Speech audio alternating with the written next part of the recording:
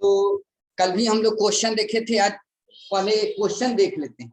तो याद रखना आप, जो रिजल्टेंट एम्पलीट्यूड होगा, दो वेव जब सुपर पोजिशन का जब केस हो रहा था तो वेव का इक्वेशन आ रहा था। रिजल्टेंट वेव का जो इक्वेशन आता था उसमें जो उसका एम्पलीट्यूड होता था वो क्या आता था, root under a1 square plus a2 square plus 2a1 a2 cos phi होता था। और फाई क्या था, phase difference between two waves, है ना। और a1 a2 क्या था, इंडिविजुअल जो वेव था उसका एम्पलीट्यूड था। और दोनों मैच जब करते थे, जब वहां पर सुपर पोजिशन होता था दो वेव का, तो रिजल्टेंट जो एम्पलीट्यूड होता था, किसका होगा रिजल्टेंट एम्पलीट्यूड, मीडियम के पार्टिकल का। तो ये क्या हो जाएगा, वो रिजल्टेंट वेव का इक्वेशन आता था।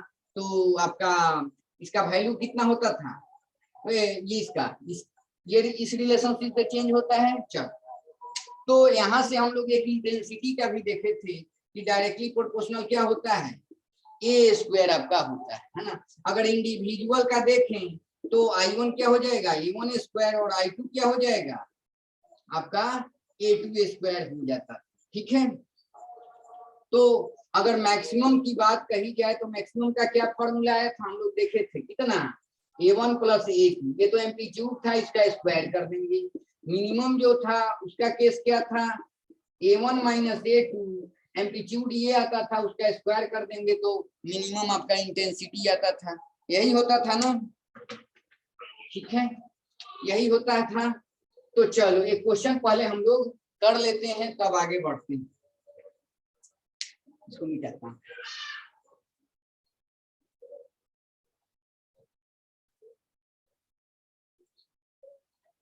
और ये IIT जेई में भी और नीट में भी आया हुआ है, IIT जेई में आया हुआ है। आप बनाना, 2 मिनट का टाइम दूंगा। जैसे ये क्वेश्चन कह रहा है कि टू कोहेरेंट मोनोक्रोमेटिक, कोहेरेंट मतलब समझो, जब फर्स्ट लेक्चर में पढ़ा रहा था उसमें क्या बताया था कि एक सोर्स था, frequency the property of source, है ना, ऐसे वेव फ्रंट की बात किया था। और यहाँ पर जो मीडियम के पार्टिकल्स होंगे सेम फेज में वाइब्रेट करते थे, अगर इनकी बात करें और इनकी बात करें, ये भी एक तरीके से सोर्स की तरह एक्ट करता था, ये बताया था। लेकिन इसकी फ्रीक्वेंसी एफ होगी तो इसकी भी एफ होगी, इसकी भी एफ होगी। ये एक तरीके से डिस्टर्बेंस कहने का मतलब पॉइंट सोर्स की तरह यूज कर सकते हैं। लेकिन हम क्या करते थे, इसकी जो फ्रीक्वेंसी होगी वही इसकी होगी, और वही कहने का मतलब कि आगे पढ़ाऊंगा इंटरफेरेंस, अभी सुपर पोजिशन पढ़ रहे हैं हम लोग, है ना। तो यहाँ पर क्या हो जाएगा, फ्रीक्वेंसी सेम होनी चाहिए। क्या होनी चाहिए, दो वेव की फ्रीक्वेंसी जो सुपर पोजिशन कर रहा है उनकी फ्रीक्वेंसी क्या होनी चाहिए, सेम होनी चाहिए। और इनिशियल अगर कोई फेज डिफरेंस है तो कांस्टेंट होना चाहिए, जीरो फेज डिफरेंस होना चाहिए, नहीं तो कांस्टेंट फेज डिफरेंस होना चाहिए। तो उनके बीच इंटरफेरेंस होगा, आगे पढ़ाऊंगा। मोटा मोटी ये समझो कि टू कोहेरेंट और मोनोक्रोमेटिक कहने का मतलब दो जो वेव माना हूँ Y1 और Y2, इनकी फ्रीक्वेंसी क्या होनी चाहिए, सेम होनी चाहिए। अब फ्रीक्वेंसी सेम होगी मतलब ओमेगा भी सेम होगी, क्योंकि इसमें क्या करते हैं 2 पाई एफ से मल्टीप्लाई कर, 2 पाई से मल्टीप्लाई कर देते हैं, तभी ना ओमेगा में कन्वर्ट हो जाता है। अब वेव का जो इक्वेशन लिखते हैं हम लोग क्या लिखते हैं, A1 sin omega T minus kx लिखते हैं। मतलब दोनों वेव का जो ओमेगा होगा वो सेम होना चाहिए, मतलब एफ सेम होना चाहिए, मतलब दोनों जो वेव होंगे सिंगल सोर्स के पार्ट होने चाहिए।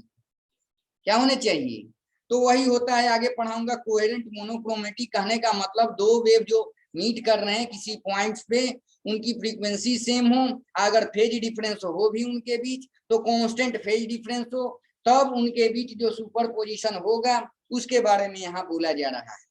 एक इंडिविजुअल वेव किसी रीजन से पास कर रहा है, तो बोला है यहाँ पर कि जो इंडिविजुअल ये वाला वेव है किसी रीजन से पास कर रहा है तो इंटेंसिटी I1 प्रोड्यूस कर रहा है, और सेकेंड वाला जो वेव है ये I2, ये I1 प्रोड्यूस कर रहा है और ये I2 प्रोड्यूस कर रहा है। और I1 का वैल्यू दिया हुआ है I और I2 का वैल्यू दिया है 4I दिया हुआ है।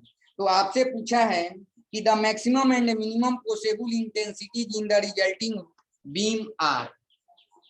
तो मैक्सिमम इंटेंसिटी बता देना है और मिनिमम इंटेंसिटी बता देना है। चलो एक लाइन में क्वेश्चन बोल दे रहा हूँ। क्वेश्चन में बोला है दो वेव हैं, अभी छोड़ दो मोनोक्रोमेटिक क्या क्या बोला हुआ है, समझो कि फ्रीक्वेंसी सेम होनी चाहिए, दोनों वेव की फ्रीक्वेंसी सेम मतलब ओमेगा सेम, ये समझ में भी आ रहा है। और इनिशियली कोई फेज डिफरेंस हो तो कांस्टेंट फेज डिफरेंस हो, किसी रीजन से दोनों वेव पास कर रही हैं, दोनों वेव पास करेंगी तो सुपरपोजिशन जो भी है उनके बीच सुपरपोजिशन होगा, एक जगह कहीं मीट कर रही होंगी, तो मीट करने के बाद देखे थे दोनों वेव जब मीट करती हैं एक तीसरा वेव आता था, वो रिजल्टिंग वेव का इक्वेशन आता था। तो रिजल्टिंग वेव के इक्वेशन में एम्पलीट्यूड का भी आता था कंसेप्ट, तो एम्पलीट्यूड का स्क्वायर करते हैं तो क्या आ जाता है आपका रिजल्टेंट जो इंटेंसिटी है इन दोनों के कारण वो हमें फाइंड आउट हो जाता था। लेकिन जब इंडिविजुअल का भी अगर एम्पलीट्यूड है तो इंडिविजुअल के साथ इंटेंसिटी भी एसोसिएटेड होता होगा, तो किसी रीजन से पास करेंगे तो बोल रहा है कि जो फर्स्ट वेव है किसी रीजन से पास कर रहा है, इसके पास इंटेंसिटी जो है वो आई है, आई लेके चल रहा है, या आई टू क्या है, ये सेकेंड वाला वेव 4i लेके चल रहा है, मतलब आई टू का वैल्यू 4i। तो बोल रहा है कि मैक्सिमम इंटेंसिटी बता दीजिए, जब मीट करेंगे तो मिनिमम इंटेंसिटी बता दीजिए, है ना, 4 ऑप्शन दिए हुए हैं तो ये बताना है आपको। तो चलो इसको मिटाता हूँ।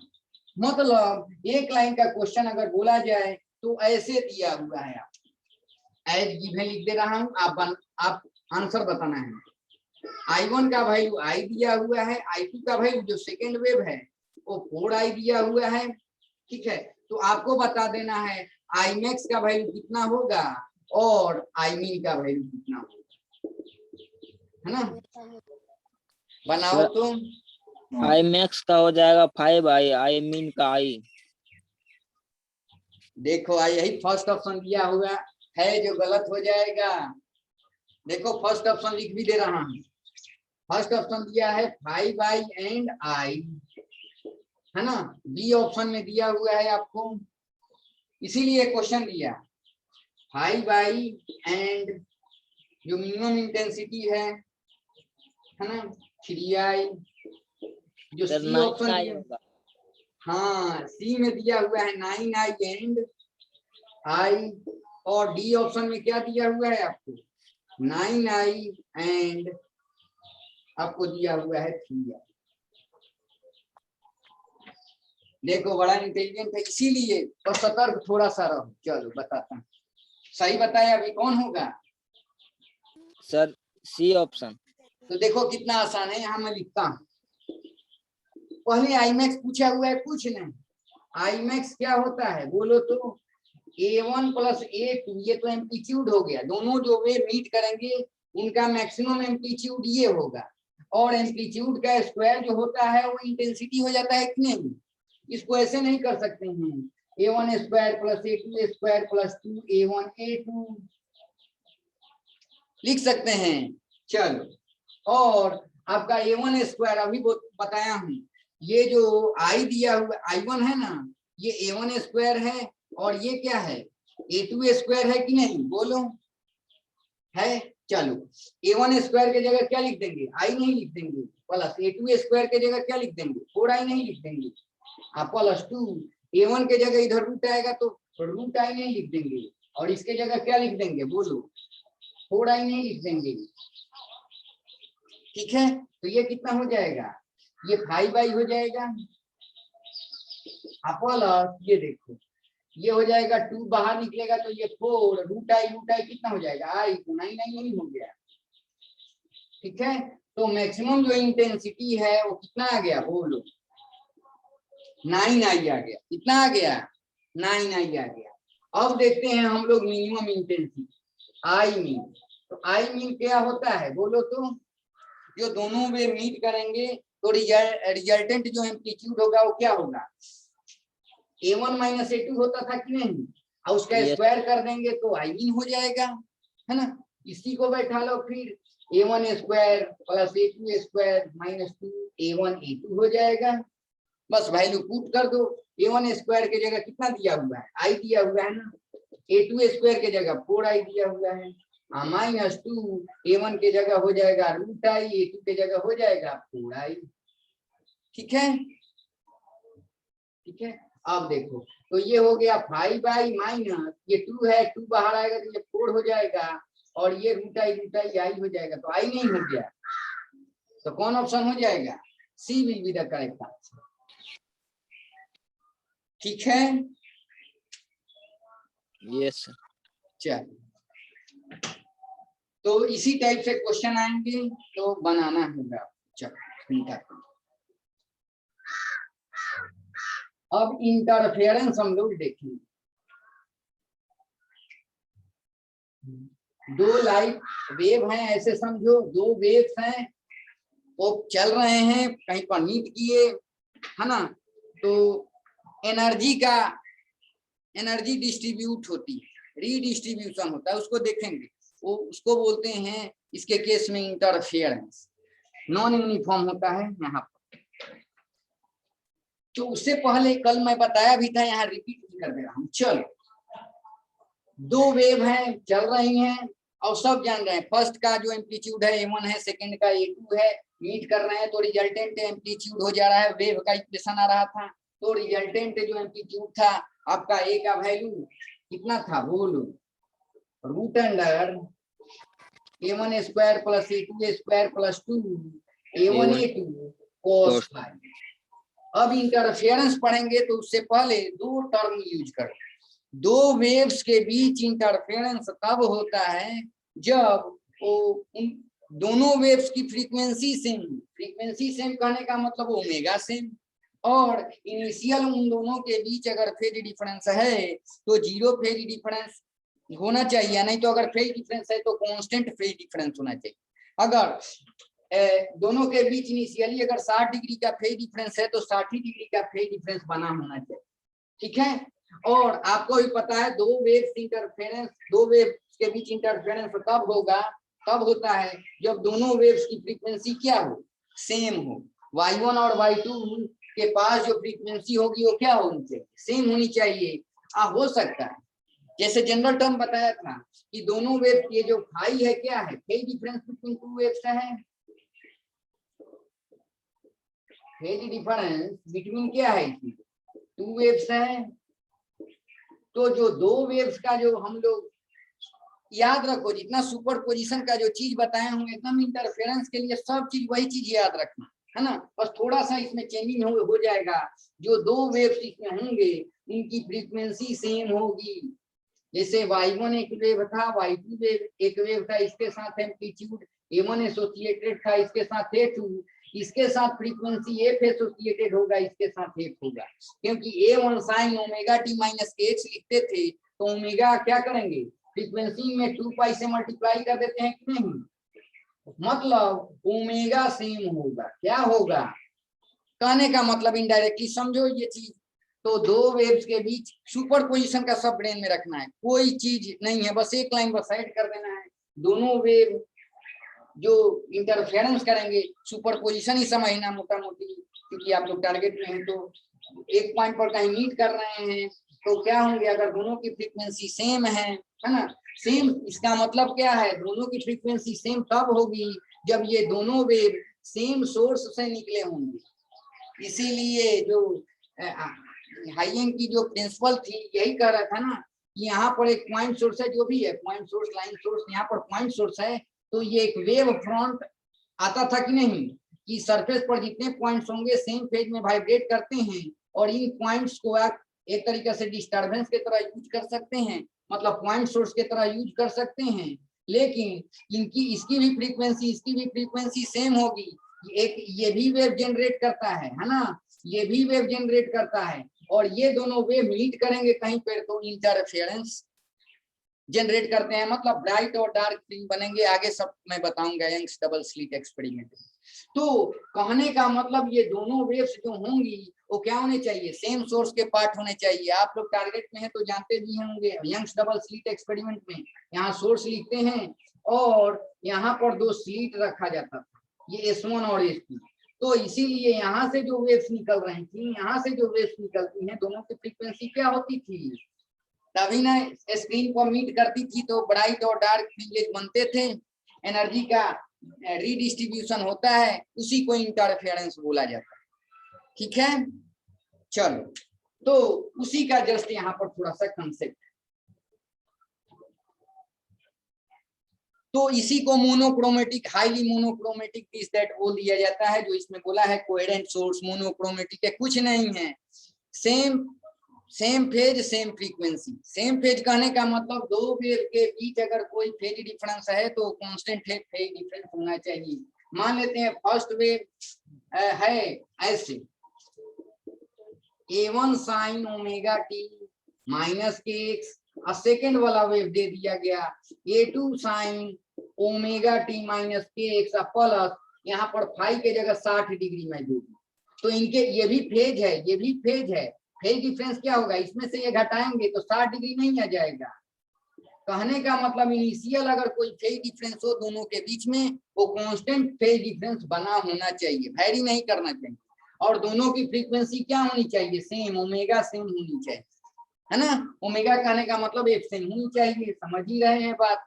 आज जब एफ सेम होगी तो लेमडा भी सेम होगी। अगर सेम मीडियम में ट्रेवल कर रहे हैं, सेम मीडियम में ट्रेवल कर रहे हैं तो लेमडा भी तो इसके साथ एसोसिएटेड जो होगा, इसके साथ तो सेम ही एसोसिएटेड होगा कि नहीं। लेमडा आप जानते हैं, है ना।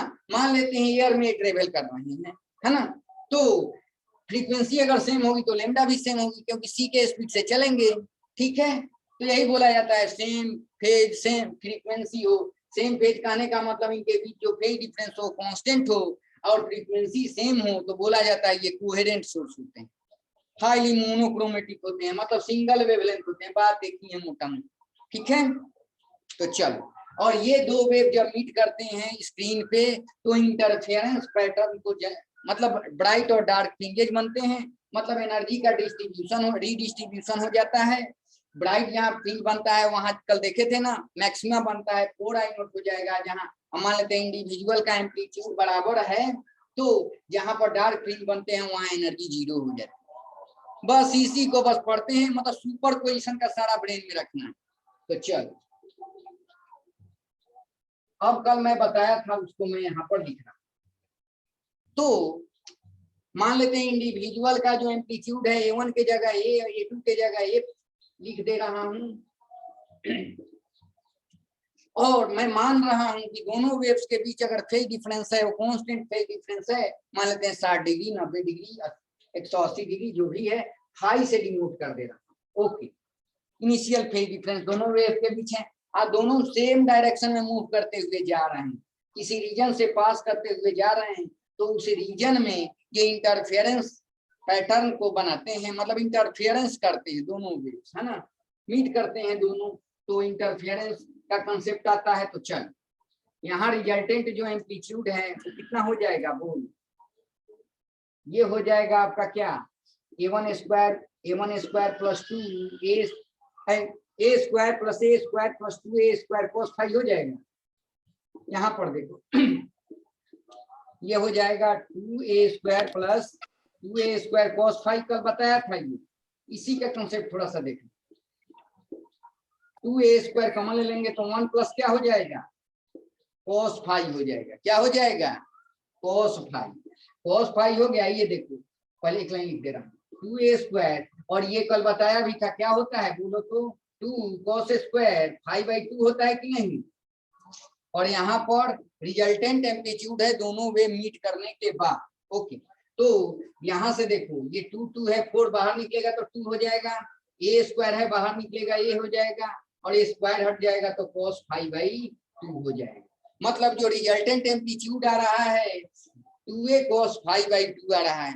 कब माना हूं कि कुछ इनिशियल फेज डिफरेंस है, तब हम मैक्सिमा और मिनिमा का कंसेप्ट नहीं ले रहे हैं, एक्सट्रीम केस पर मैं नहीं जा रहा हूँ। एक्सट्रीम केस में क्या देखे थे, cos फाई का वैल्यू 1, cos फाई का वैल्यू -1, जब मिनिमा होता था, जब मैक्सिमम होता, मैक्सिमा का केस लेते थे तो cos फाई का वैल्यू 1 पुट करते थे।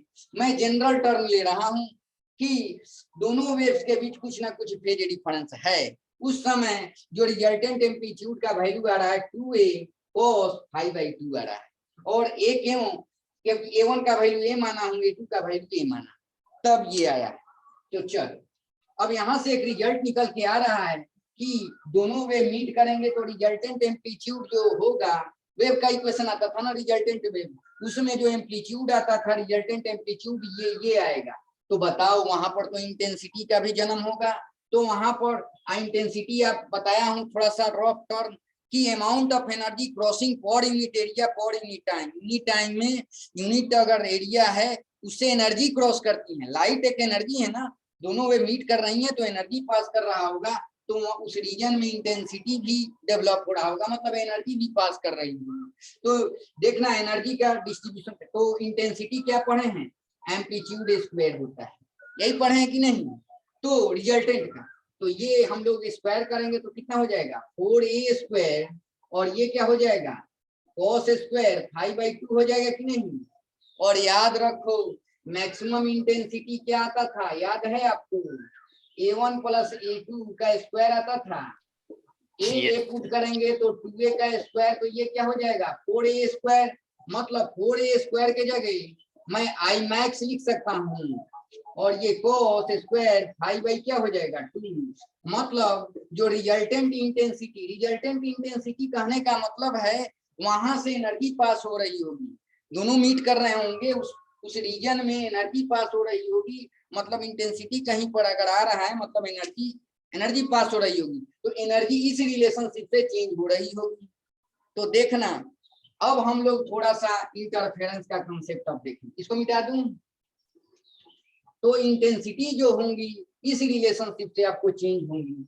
तो अब इंटरफेरेंस में यही होता है, जो सुपरपोजिशन का चीज था सेम होगा, बस ये डिफरेंस है, दोनों वेव्स की फ्रीक्वेंसी सेम होनी चाहिए, दोनों वेव्स के बीच अगर फेज डिफरेंस कुछ होगा वो कांस्टेंट मेंटेन होना चाहिए, और सेम डायरेक्शन में ट्रेवल कर रहे हूँ, एक रीजन से पास कर रहे हूँ, उस रीजन में जाके मीट कर रहे हूँ, मीट करने के बाद एनर्जी का रीडिस्ट्रीब्यूशन होता है, और such type of redistribution of energy is known as interference of light, है ना, इंटरफेरेंस बोला जाता है। तो क्यों एनर्जी का डिस्ट्रीब्यूशन यहाँ पर देखो, तो अभी हम लोग देखे थे कि आई मैक्सिमम का वैल्यू अगर निकालें, तो कल देखे थे हम लोग, पहले एम्पलीट्यूड निकाल ले रहा हूँ, एम्पलीट्यूड कितना आता था याद है आपको, देखो a1 के जगह a लिख दे रहा हूँ, इसका स्क्वायर प्लस 2a1 a2 लिखता था ना, तो 2a स्क्वायर, अब मैक्सिमम के केस में cos फाई का वैल्यू क्या होता है 1 होता है कि नहीं, तो यहाँ पर क्या हो जाएगा देखो, तो 4a स्क्वायर हो जाएगा, मतलब 2a आ जाता था कि नहीं। तो यहाँ पर इंटेंसिटी अगर मैक्सिमम की बात की है, मैक्सिमम का केस ले रहा हूँ, तो ये 2a का स्क्वायर हो जाएगा, मतलब यहाँ 4a स्क्वायर, और मान लेते हैं a1 का वैल्यू a है, a2 का वैल्यू a है, और इसका स्क्वायर करेंगे तो a स्क्वायर के जगह हम लोग इंटेंसिटी इसके साथ आई नोट एसोसिएटेड है, इसके साथ भी आई नोट, तो यहाँ पर हम लोग 4 आई नोट लिख सकते हैं कि नहीं नौनी। तो कहने का मतलब यस यहाँ पर जो आ रहा है इंटेंसिटी हम लोग 4 आई नोट लिख सकते हैं, क्योंकि अभी एकदम आइडियल के सभी लेके चल रहा हूँ, यहाँ पर cos स्क्वायर 5/2 हो जाएगा। अब चलो जब दोनों वेव मीट कर रही हैं तो इंटेंसिटी इस रिलेशनशिप से चेंज होता है, तो थोड़ा ग्राफ खींच करके देखो, तो थोड़ा ग्राफ खींच करके देखो, इसको मिटाता हूँ।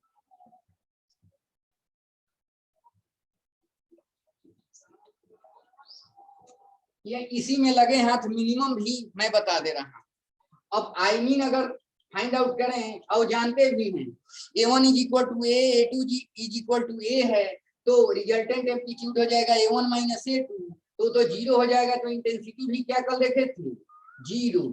मतलब दोनों वेव जब मीट कर रही हैं तो मैक्सिमम इंटेंसिटी जो आ रहा है 4 आई नोट आ रहा है, और मिनिमम जो इंटेंसिटी आ रहा है वो 0 आ रहा है। पुट करके देख लो, जैसे आई का वैल्यू है 4 आई नोट cos स्क्वायर 5/2, मान लेते हैं, देखो मैक्सिमम के केस में फाई का वैल्यू क्या होगा 0 डिग्री, या कितना हो जाएगा बोलो, या 360 डिग्री। अगर फाई का वैल्यू 0 डिग्री पुट करेंगे तो ये आई का वैल्यू क्या हो जाएगा 4 आई नोट नहीं होगा। बोला जाता है दोनों वेव सेम फेज में हो तब ना मैक्सिमा का कॉन्सेप्ट होता है, तो 4 आई नोट हो जाएगा, मतलब मैक्सिमम जो इंटेंसिटी होगी 4 आई नोट होगी, है ना।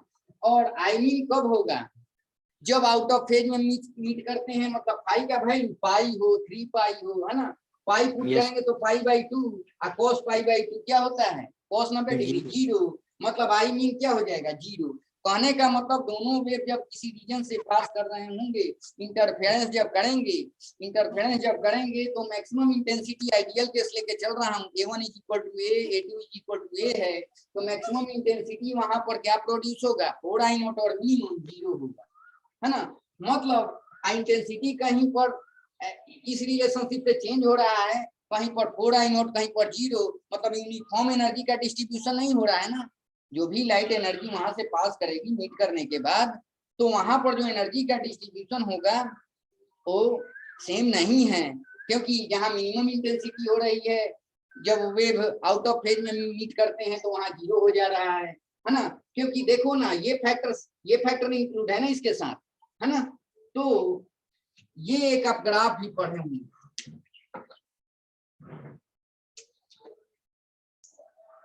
ये ग्राफ भी आप पढ़े हैं यहाँ पर।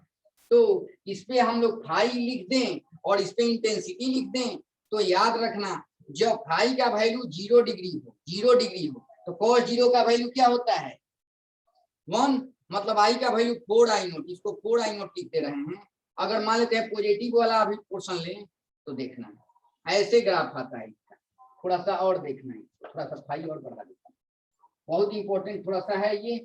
अब देखो ये वाला होता है आपका पाई, इस पे फाई ले रहे हैं, ठीक है। तो ये देखो जब पाई यहाँ पुट करेंगे तो पाई बाई 2 क्या होता है, pi by 2 cos pi by 2 zero, क्या होता है cos pi by 2 90 degree, cos 90 degree का वैल्यू जीरो। और जब यही जीरो टर्म हो जाएगा तो इंटेंसिटी जीरो, मतलब एनर्जी जीरो, है ना। तो ऐसे डिक्रीज करते हुए यहाँ पर आता है, फिर ऐसे जाता है, तो ये वाला टर्म क्या हो जाएगा आपका 2 पाई। कहने का मतलब 0 2 पाई, ये क्या हो गया आपका 3 पाई पर इंटेंसिटी जीरो है, इंटेंसिटी जीरो, फिर ये हो जाएगा 4 पाई पर इंटेंसिटी क्या हो जाएगा मैक्सिमम। कल यही सुपर पोजिशन में बता रहा था कि जब phase difference between two waves 0 0 हो, 2 पाई हो, 4 पाई हो, 2 पाई मतलब no phase change, no phase difference, है ना। 4 पाई 6 पाई मतलब 4 पाई 2 पाई 0, इस सब पर क्या है मैक्सिमम इंटेंसिटी आ रही है ना, इधर भी आएंगी। और जो पाई हो, पाई का ऑड क्या होता है, ऑड जो टर्म होगा पाई के साथ जो ऑड से मल्टीप्लाई होगा, वहां मिनिमम मिलेगा कि नहीं। ये देखो पाई है ना, 3 पाई है ना, फेज डिफरेंस अगर बिटवीन टू वेव्स अगर पाई हो, 3 पाई हो, 5 पाई हो, 7 पाई हो, है ना, तो वहां पर मिनिमम मिलता है। क्या मिलता है, मतलब एनर्जी का क्या हो रहा है, नॉन यूनिफॉर्म एनर्जी कैसे डिस्ट्रीब्यूट हो रही है, नॉन यूनिफॉर्म डिस्ट्रीब्यूशन हो रहा है, नॉन यूनिफॉर्म डिस्ट्रीब्यूशन हो रहा है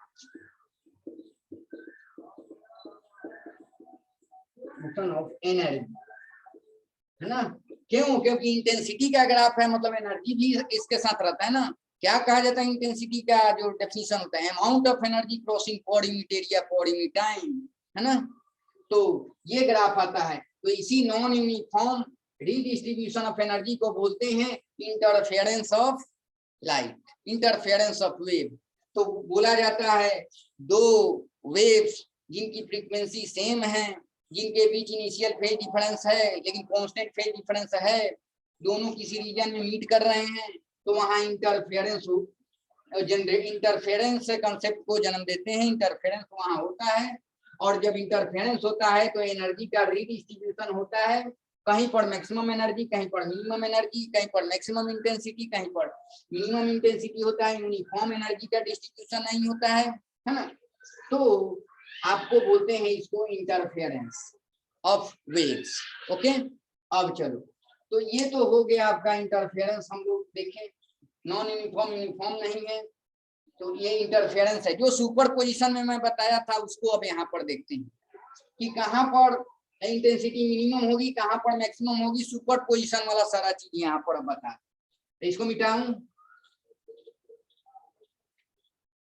तो जो सुपर पोजिशन का चीज है वही चीज सब याद रखना। और बस इसमें एक चीज होता है, दो वेव्स के बीच दो वेव्स का जब फ्रीक्वेंसी सेम हो, दोनों के बीच अगर फेज डिफरेंस हो भी तो कांस्टेंट फेज डिफरेंस हो, वो मीट करते हैं तो सुपर पोजिशन जब बोलते थे ना, यहाँ इंटरफेरेंस बोल देंगे, बस यही याद रखना, दूसरा कुछ नहीं, टारगेट में हुआ तो चलो। अब कंस्ट्रक्टिव इंटरफेरेंस और डिस्ट्रक्टिव इंटरफेरेंस की बात कही जाती है। 10 मिनट का टाइम है, पहले कंस्ट्रक्टिव का ही बता दे रहा हूं। तो इंटरफेरेंस आपका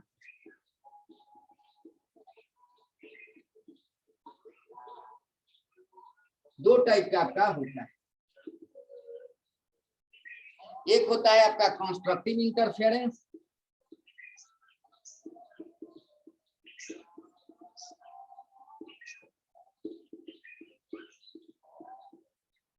और दूसरा होता है डिस्ट्रक्टिव इंटरफेरेंस।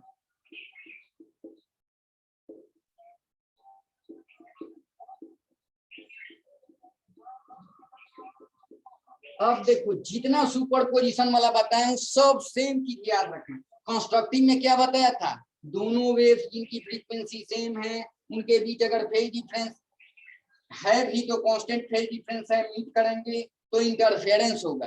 कंस्ट्रक्टिव इंटरफेरेंस कब होगा दोनों वेव्स के बीच, जब दोनों वेव्स के बीच जो फेज डिफरेंस हो, फेज डिफरेंस हो, वो क्या पढ़ाया था कल याद है, 2 पाई यही पढ़ाया था, है ना। Yes sir. 2 पाई एन का 2 पाई एन होना चाहिए। एन क्या होगा यहाँ पर 0 1 2 3 4, मतलब अगर 0 पुट करेंगे तो फेज डिफरेंस का वैल्यू 0 है, मतलब दोनों साथ साथ चलेंगे। ऐसे चलेंगे, दोनों साथ साथ चलेंगे, तो दोनों साथ साथ चलेंगे, एक जगह मीट करेंगे तो वहां कंस्ट्रक्टिव इंटरफेरेंस होगा, है ना।